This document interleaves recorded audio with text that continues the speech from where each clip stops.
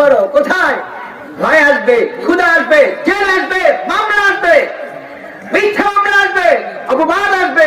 আম্মাদের আয়েশার উপরে জেনা অপবাদ আসে নাই? জি। হ্যাঁ, ইফকের ঘটনা পড়ছেন না? ইফকের ঘটনা সূরা নূরের মধ্যে আছে না?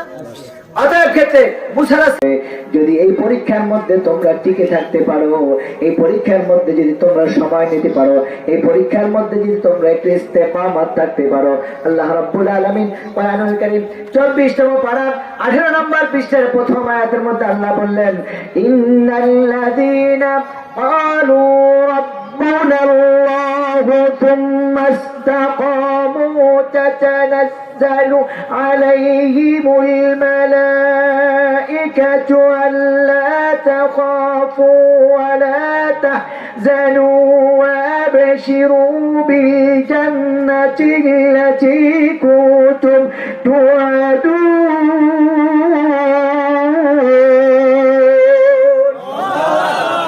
যদি তোমরা ইস্তেকামত থাকতে পারো, কোথায় ভয় আসবে, ক্ষুধা আসবে, জেল আসবে, মামলা আসবে, মিথ্যা মামলা আসবে, অপবাদ আসবে।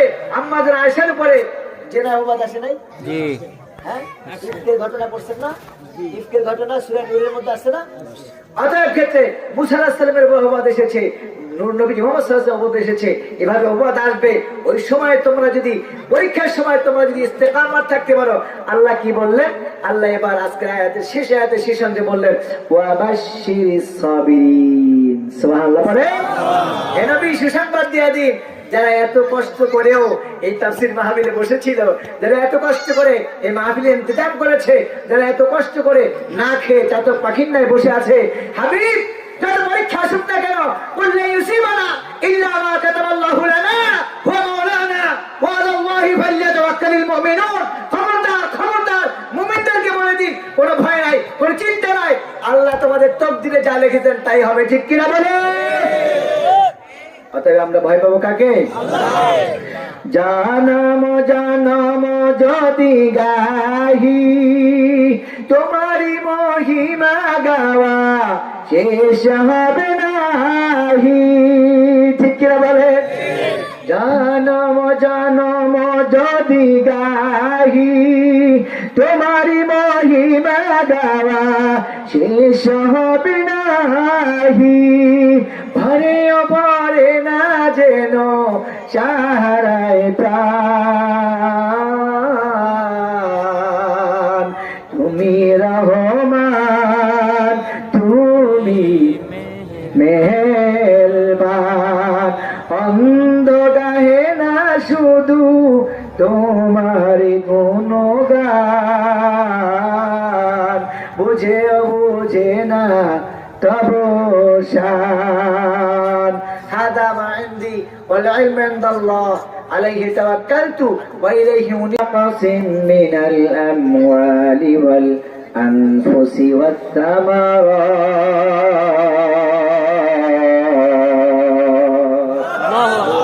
তোমাদের অনেক ভাবে জান মাল ফল ফ্রুট ক্ষুধা দিয়ে ভয় দিয়ে পরীক্ষা নেওয়া হবে।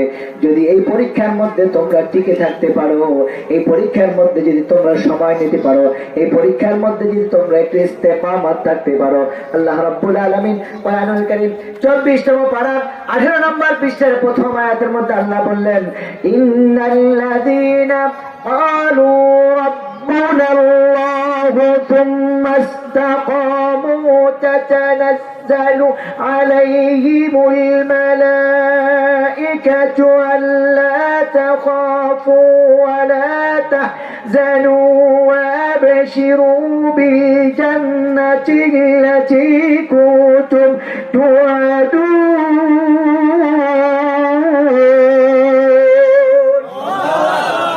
যদি তোমরা ইস্তেকামত থাকতে পারো, কোথায় ভয় আসবে, ক্ষুধা আসবে, জেল আসবে, মামলা আসবে, মিথ্যা মামলা আসবে, অপবাদ আসবে। আম্মাদের আয়েশার উপরে জেনা অপবাদ আসে নাই? জি।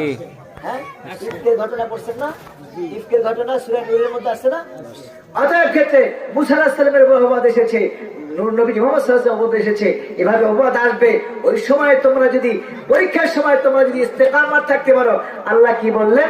আল্লাহ এবার আজকের আয়াতের শেষ অংশে বললেন, ওয়া বাশশিরিস সাবিরিন। সুবহানাল্লাহ পড়ে। হে নবী সুসংবাদ দিয়ে দিন, যারা এত কষ্ট করেও এই তাফসীর মাহফিলে বসেছিল, যারা এত কষ্ট করে এই মাহফিলে ইন্তজাম করেছে, যারা এত কষ্ট করে না খেয়ে চাতক পাখির ন্যায় বসে আছে, হাবিব যার পরীক্ষা আসুক না কেন, কুল্লা ইউসিবানা ইল্লা মা কাতাবাল্লাহু লানা ওয়া মাওলানা ওয়া আলাল্লাহি ফালইয়াতাওয়াক্কালিল মুমিনুন। খবরদার খবরদার, মুমিনদেরকে বলে দিন কোনো ভয় নাই, কোনো চিন্তা নাই, আল্লাহ তোমাদের তকদিরে যা লিখেছেন তাই হবে, ঠিক কিনা বলে? অতএব আমরা ভয় পাবো কাকে? জানাম জানাম যদি গাহি তোমারি মহিমা গাওয়া শেষ হবে নাহি, ঠিক কিনা বলে?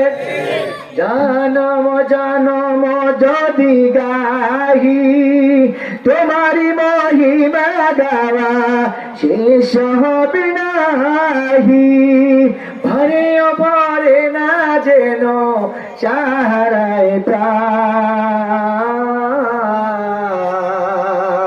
তুমি রহমান তুমি মেহেরবান, অন্ধ গাহে না শুধু তোমার গুণগান, বুঝেও বুঝে না তব শান। হাদা মা ইনদি ওয়াল ইলমু ইনদাল্লাহ আলাইহি তাওয়াক্কালতু ওয়া ইলাইহি মুনীব। আজকের